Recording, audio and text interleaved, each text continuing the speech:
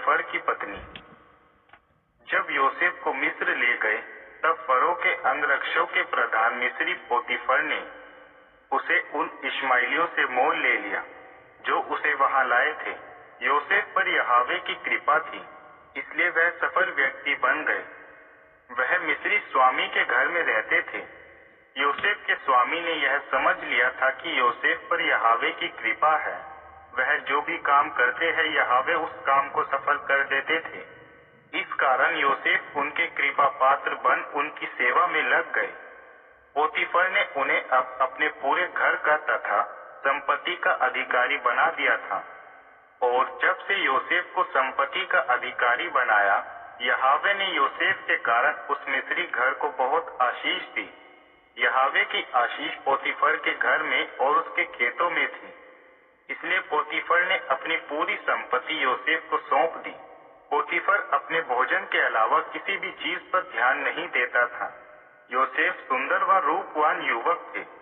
और कुछ समय बाद पोतीफर की पत्नी योसेफ के प्रति गलत सोच रखने लगी और उससे कहा, मुझसे समागम करो।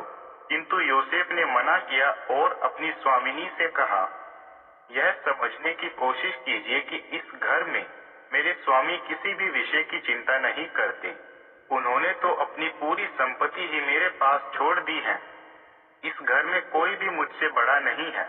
मेरे स्वामी ने मुझे आपके अलावा किसी भी वस्तु से अलग नहीं रखा है, क्योंकि आप उनकी पत्नी हैं। इसलिए यह कैसे संभव है कि मैं ऐसी दुष्टता कर परमेश्वर के विरुद्ध पाप करूं? वह दिन प्रतिदिन योसेफ से समागम के लिए आग्रह करती रही। योसेफ ना तो समागम के लिए तत्पर हुए और ना ही उसके पास रहने के लिए तैयार हुए।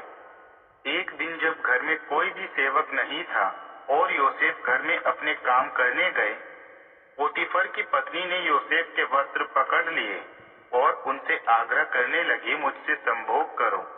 योसेफ अपना वस्त्र उसी के हाथ में छोड़कर भागकर बाहर आ गए। जब उस स्त्री ने देखा कि योसेफ अपना वस्त्र उसके हाथों में छोड़कर बाहर भाग गए हैं, उसने सब सेवकों को बुलाया और कहा, यह देखो, मेरे पति ने इस इब्री को हमारी देखभाल के लिए रखा है।